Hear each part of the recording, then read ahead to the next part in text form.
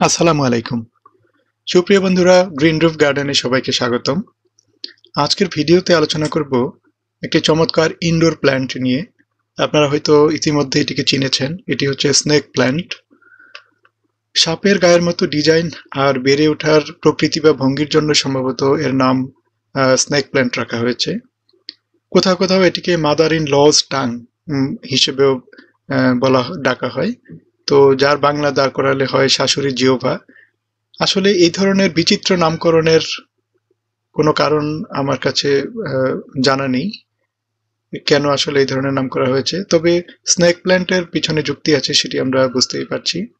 তো যাই হোক, স্নেক প্ল্যান্টের অনেক প্রজাতি রয়েছে। এগুলোর পাতায় যে ডিজাইন রয়েছে সেগুলো যেমন ভিন্ন হয়, তেমনি এগুলোর আকৃতিও ভিন্ন হয়। কোনোটার পাতার পাশ দিয়ে হলদে একটি দাগ থাকে একদম উপর থেকে নিচ পর্যন্ত, আবার কোনোটার পাতার ভেতরে হলদে দাগ থাকে। তো বিভিন্ন ধরনের রং, ডিজাইন এবং বিভিন্ন আকৃতি হয় পাতা। তো যাই হোক, সবগুলোই আসলে স্নেক প্ল্যান্ট এবং এগুলো কার্যকারিতা আসলে একই ধরনের। এই স্নেক প্ল্যান্ট গাছটি সামান্য আলোতেও কিন্তু বেশ ভালোভাবে বেঁচে থাকতে পারে বলে এটি ইনডোর প্ল্যান্ট হিসাবে চমৎকার একটি গাছ। পরিচর্যা ছাড়া এটি দীর্ঘদিন সতেজ থাকে। তাই অল্প শ্রমে যারা ইনডোর প্ল্যান্ট রাখতে চান তাদের জন্য এই স্নেক প্ল্যান্ট কিন্তু খুব চমৎকার একটি গাছ। তো এই গাছের বাতাস পরিশুদ্ধ ক্ষমতা রয়েছে বেশ ভালো। এজন্য নাসার যে বিজ্ঞানীরা রয়েছেন তারাও কিন্তু এটিকে খুব উপরের সারিতে রেখেছেন বাতাস পরিশুদ্ধকারী গাছ হিসেবে। এটি সবসময় বাতাস থেকে কার্বন ডাই অক্সাইড শোষণ করে থাকে। আপনারা জানেন যে গাছ কিন্তু দিনের বেলা অক্সিজেন ছাড়ে এবং কার্বন ডাই অক্সাইড শোষণ করে, কিন্তু এই যে স্নেক প্ল্যান্টটি দেখতে পাচ্ছেন এগুলো কিন্তু 24 ঘন্টাই বাতাস থেকে কার্বন ডাই অক্সাইড শোষণ করতে থাকে এবং অক্সিজেন ছাড়তে থাকে। তাছাড়া এটি বাতাসের যে বেনজিন, ফর্মালডিহাইড, তারপরে কার্বন মনোক্সাইড, এই ধরনের যে বিষাক্ত গ্যাস সৃষ্টি হয় সেগুলোকে শোষণ করে নিয়ে বাতাসকে বিষমুক্ত করার ক্ষমতা রয়েছে এই গাছের। সুতরাং বাতাস বিশুদ্ধকরণের জন্য এই গাছটি সত্যি খুব ভালো একটি গাছ। এই গাছটি শোবার ঘরে যেমন রাখা যায়, তেমনি বাথরুমেও কিন্তু এটিকে ব্যবহার করা সম্ভব। বাথরুমে আমরা বিভিন্ন ধরনের কসমেটিক্স, সাবান, শ্যাম্পু, এই ধরনের যে কেমিক্যাল যুক্ত উপাদান বা উপকরণগুলো ব্যবহার করি আমাদের প্রয়োজনে, সেগুলো থেকে যে সকল বিষাক্ত গ্যাস সৃষ্টি হয় সেগুলো কিন্তু এই স্নেক প্ল্যান্ট আসলে শোষণ করে নিতে পারে।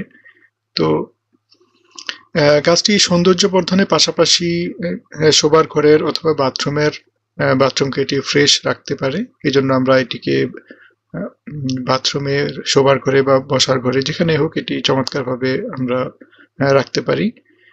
শুধুমাত্র সামান্য পানি দিয়েও কিন্তু এই গাছটিকে চমৎকারভাবে লালন পালন করা যায়। সাধারণত বেলে দোআঁশ মাটিতে সব গাছই ভালো হয়, তো এই গাছটিকেও বেলে দোআঁশ মাটিতে আমরা লাগাতে পারি এবং প্রয়োজন মতো সামান্য একটু পানি দিলেই এই গাছটি বেশ ভালো থাকে। তো তারপরেও এই গাছটিতে মাঝে মাঝে একটু খাবার প্রয়োগ করা যেতে পারে। যেমন এই গাছটি যেহেতু সুন্দর পাতা বহুল একটি গাছ, এর জন্য সামান্য নাইট্রোজেন এবং এটিকে শক্তপোক্ত একটি আকৃতি দেওয়ার জন্য আমরা ফসফেট জাতীয় সার ব্যবহার করতে পারি। তো সেক্ষেত্রে আমরা যদি এনপিকে ব্যবহার করি, সেটি আমরা যেমন করতে পারি, তেমনি ডিএপি সারও আমরা ব্যবহার করতে পারি। এগুলো হলো রাসায়নিকের মধ্যে, অথবা সামান্য কিছু যে জৈব সার রয়েছে বাজারে, যেগুলো প্যাকেটজাত জৈব সার পাওয়া যায়, সেগুলো কিন্তু আমরা খুব অল্প পরিমাণে প্রয়োগ করতে পারি। গাছের টবে যে মাটি আছে সেই মাটিগুলোকে সামান্য কিছু খুঁচিয়ে তার মধ্যে আমরা সারগুলোকে মিশিয়ে দিতে পারি। তো সেক্ষেত্রে সব সারের ক্ষেত্রেই একটি জিনিস যেটি হচ্ছে, গাছের গোড়া বা শিকড়ে যেন সরাসরি না লাগে, তো একটু দূর দিয়ে আমরা এগুলো দিতে পারি। আর এই সার দেওয়ার পরিমাণটি খুবই সামান্য বন্ধুরা, এটি না দিলেও চলে আসলে। তবে বছরে একবার বা দুবার এটি প্রয়োগ করা যেতে পারে খুব হালকা পরিমাণে। সেক্ষেত্রে আমি বলবো, যেহেতু খুব সামান্য পরিমাণে এটি প্রয়োগ করতে হয় এবং সরাসরি যেহেতু এটির সাথে আমাদের খাবারের কোনো যোগসূত্র নেই, সেক্ষেত্রে রাসায়নিক সারটি ব্যবহার করা যেতে পারে। আর এই গাছটি গাছটিতে যে আমরা পানি দেব, সেই পানির পরিমাণটা আমরা কিভাবে নির্ধারণ করবো, সেটিও কিন্তু এই গাছের বিভিন্ন ধরনের লক্ষণ দেখে আমরা বুঝতে পারবো। তো এই গাছটিতে যখন আমরা মাটি যখন একদম শুকিয়ে যাবে তখনই আসলে আমরা পানি প্রয়োগের চিন্তা করব। সেক্ষেত্রে হয়তো 5 দিন 7 দিন পরে পানি প্রয়োগ করলেও চলবে সামান্য পরিমাণে। তো এটির যে লক্ষণগুলো আমরা দেখে বুঝবো সেটি হচ্ছে, যদি গাছটির পাতা আসলে নিচের দিক থেকে গোড়ার দিক থেকে পাতা যদি আমরা দেখি যে পচে যাচ্ছে অথবা মরে যাচ্ছে, তাহলে আমরা বুঝবো যে আমাদের পানি দেওয়ার পরিমাণটা একটুখানি বেশি হয়ে যাচ্ছে। তো সেক্ষেত্রে আমরা পানি দেওয়া কমিয়ে দেব, বা পানি দীর্ঘদিন হয়তো তখন আর পানি প্রয়োগের প্রয়োজন হবে না। আর যদি পাতাগুলো একদম পেঁচিয়ে যায় বা একদম আহ, কি বলে কুঁকড়ে যায়, যদি এরকম যদি অবস্থা হয়, তাহলে আমরা বুঝতে পারবো যে গাছে পানির স্বল্পতা রয়েছে। সেক্ষেত্রে আমরা অল্প পানি প্রয়োগ করতে থাকবো। তো এইভাবে আমরা গাছটি দেখেই কিন্তু আমরা বুঝে যাব আসলে আমরা পানি কি পরিমাণ দিচ্ছি, এটা প্রয়োজন মতো দিচ্ছি নাকি বেশি হয়ে যাচ্ছে। তো পানি দেওয়ার বিষয় গেল। এই গাছ থেকে আসলে খুব সহজেই চারা তৈরি করা যায়। আপনারা দেখতে পাচ্ছেন যে গাছের পাশ দিয়ে ছোট ছোট চারা রয়েছে। হ্যাঁ, এগুলি প্রথম যখন গাছ লাগানো হয়েছিল তখন একটাই চারা ছিল এখানে। তো এটি বড় হয়েছে এবং এর পাশ দিয়ে চারা বেরিয়েছে এবং বেরিয়ে এগুলো টবের একদম কিনারায় এসে আবার দেখুন উপরের দিকে উঠেছে। তো এই যে চারাগুলো এসছে এগুলো টবে আমরা রেখেও দিতে পারি। রেখে দিলে এটি আস্তে আস্তে বেশ অনেক আহ, যে চারা হবে এটিতে, এবং এটি একটি ঝাড়ের মতো দেখাবে, সেটিও সুন্দর।